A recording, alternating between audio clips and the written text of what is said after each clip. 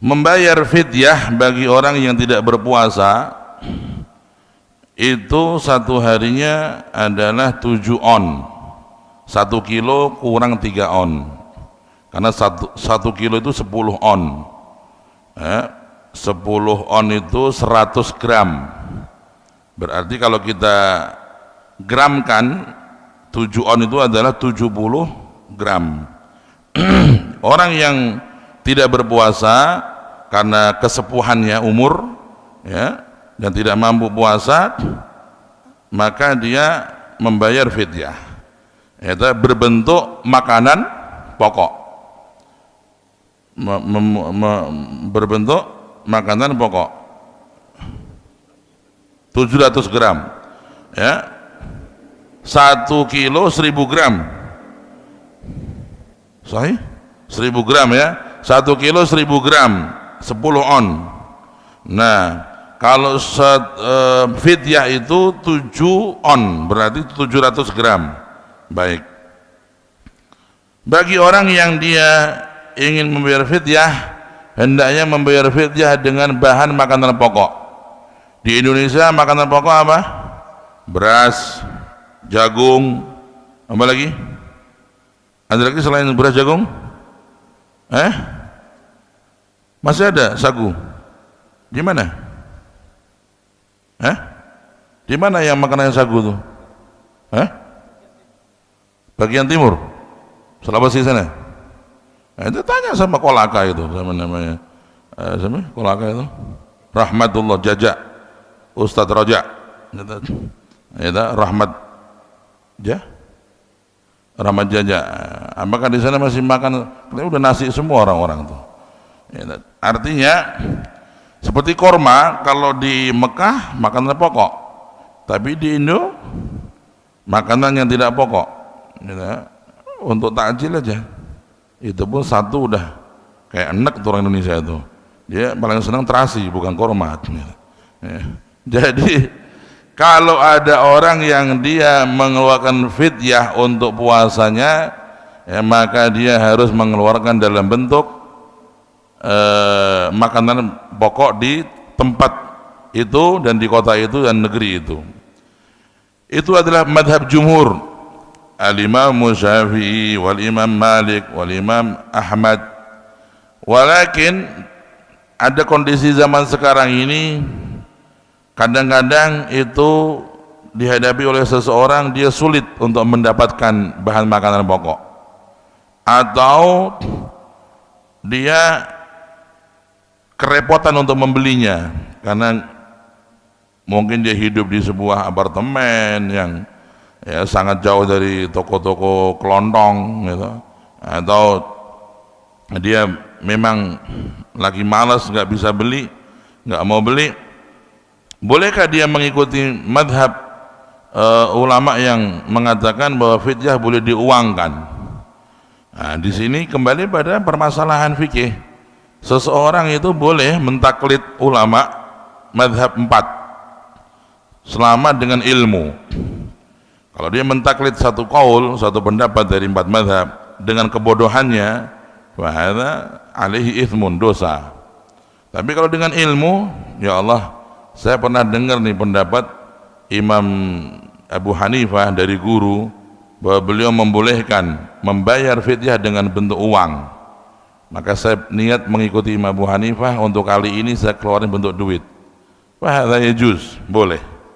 Ya, fa anta ya, sebagai seorang yang berilmu mendapatkan satu diskon, mendapatkan keringanan. Dan ini selalu ya, orang yang penuh dengan ilmu itu pasti mendapat kemudahan dalam segala hal ya, dia nggak bingung karena selalu dapat solusi.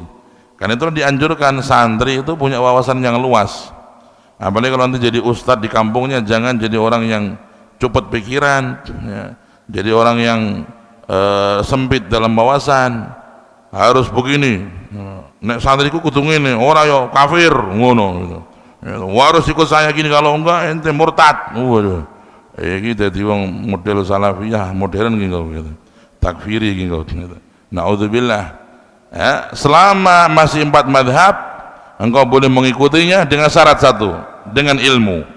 Jangan ngawak, jangan ngawur. Itu jangan nggak tahu nebak-nebak.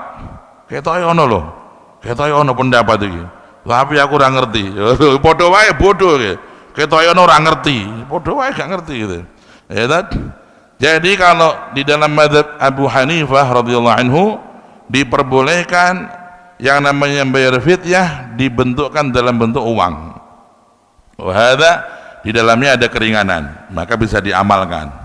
Ya, terutama di kota-kota besar ya. Kalau di desa-desa kita tidak memfatwakan begitu. Di desa-desa tetap masyarakat kita minta untuk mengikuti Asy-Syafi'i, Al-Imamul Azim, Al-Imam Asy-Syafi'i itu lebih ngati-ngati, gitu. Lebih ngati-ngati. Apa sih bedanya kalau orang itu tetap berusaha mengeluarkan fidyah atau zakat fitrah dengan bentuk beras? Kalau engkau mengeluarkannya dalam bentuk makanan pokok, artinya zakat fitrahmu atau fidyahmu itu disahkan semua madhab. Berarti engkau aman, semuanya mengesahkan kok.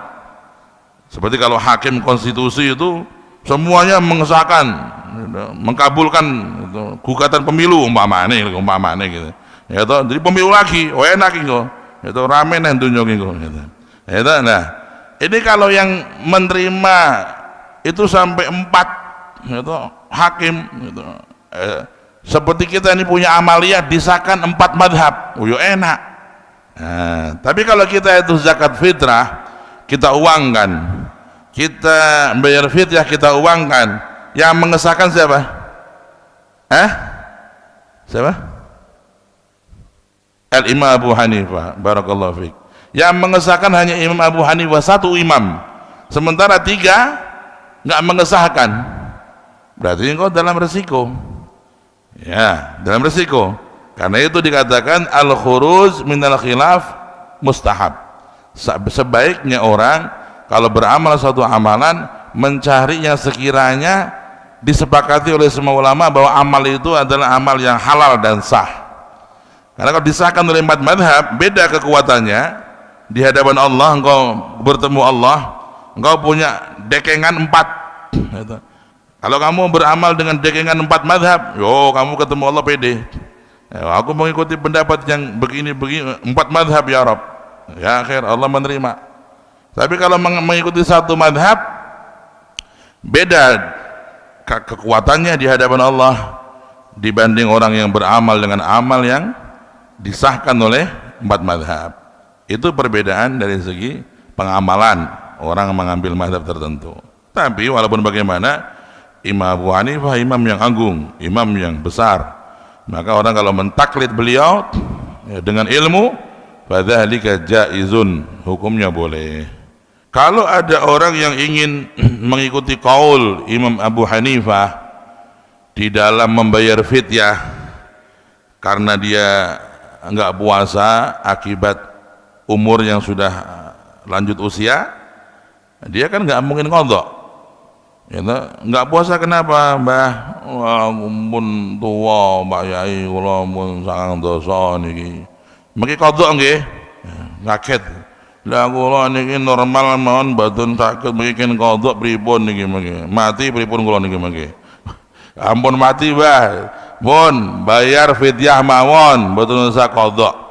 Jadi orang yang tidak puasa karena suatu sebab yang tidak bisa hilang, yaitu ketuaan atau sakit yang kronis yang tidak bisa hilang, kata dokter ini sudah nggak bisa sembuh ini, yaitu mungkin mah yang akut atau apa itu asam lambung yang akut dan sebangsanya itu. Kalau dokter sudah mengatakan ini nggak akan sembuh dan dia nggak boleh puasa, ya dia nggak usah puasa. Bagaimana mengqadha nggak boleh puasa? Maka dia langsung bayar fidyah saja.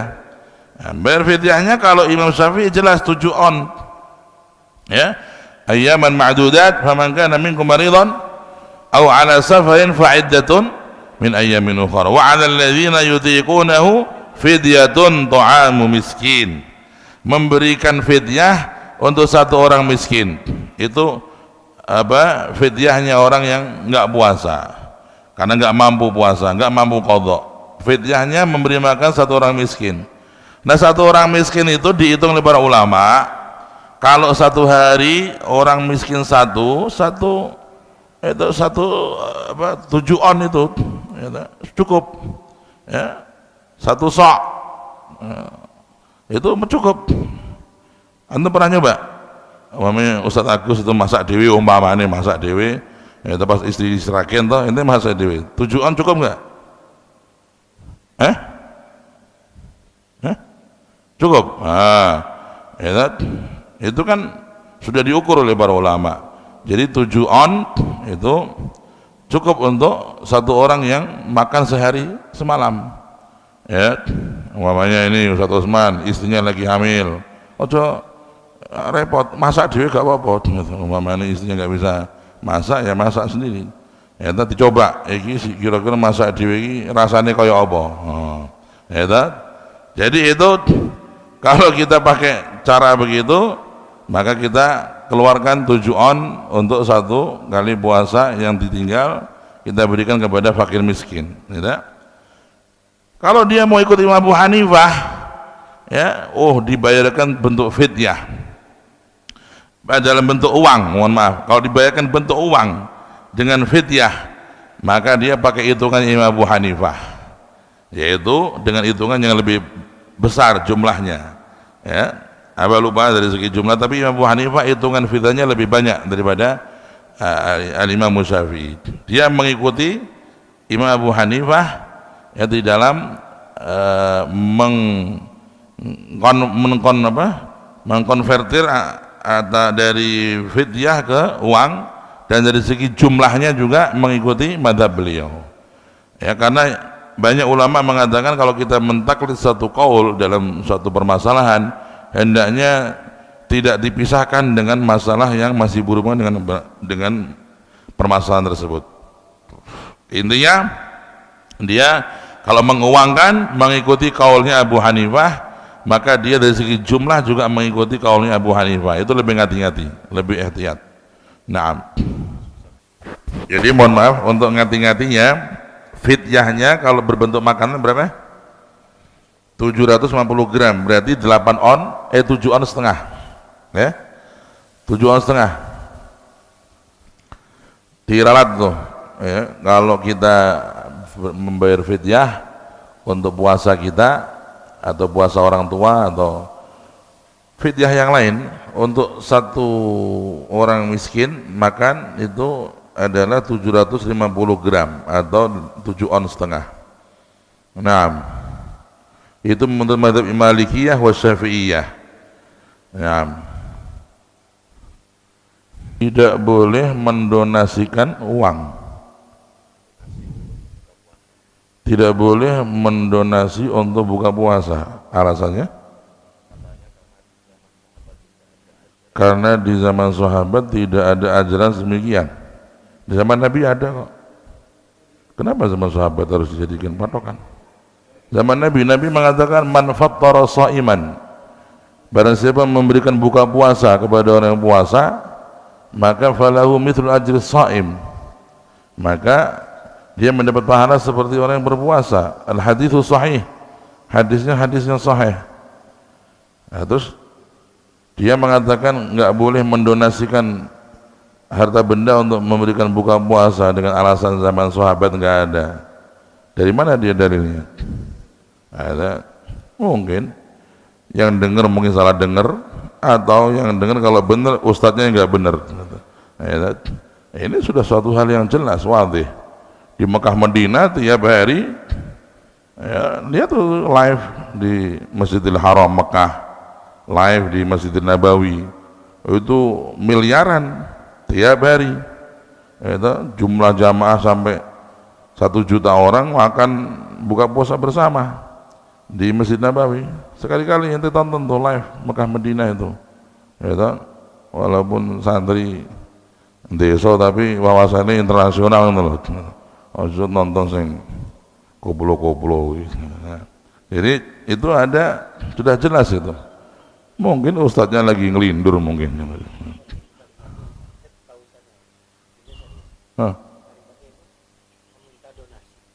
Oh, meminta donasi.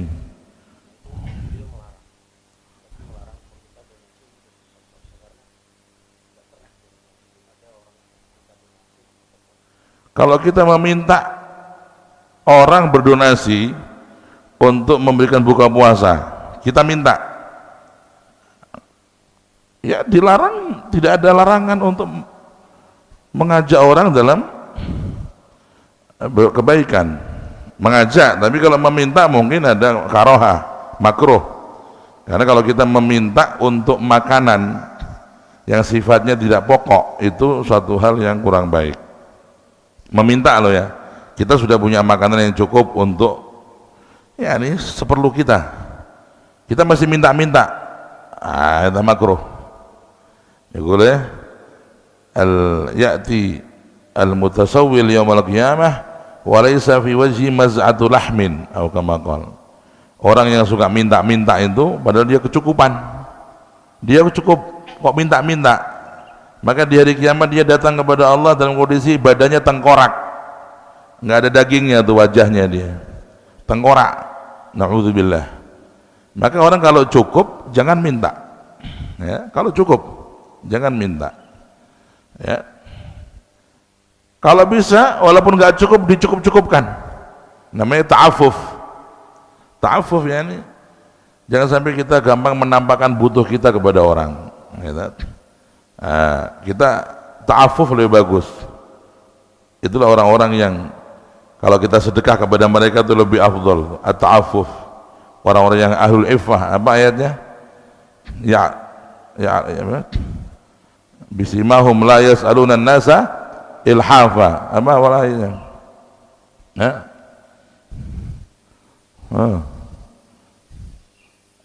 Mereka tidak mau minta kepada orang karena rasa iffahnya, rasa menjaga kehormatan, nggak mau minta. Itu orang-orang yang dipuji oleh Allah dalam Al-Quran, ya. Maka kalau kita minta dari orang untuk donasi memberikan buka puasa kita, padahal kita sudah punya yang cukup untuk kita, itu kurang baik. Dikatakan haram sih enggak, mungkin makruh, ya.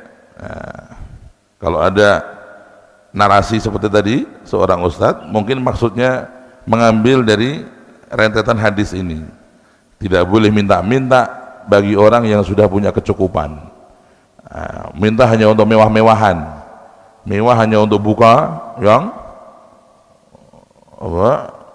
makanan yang enak-enak, ini makruh. Tapi kalau haram nggak sampai haram, nggak sampai haram.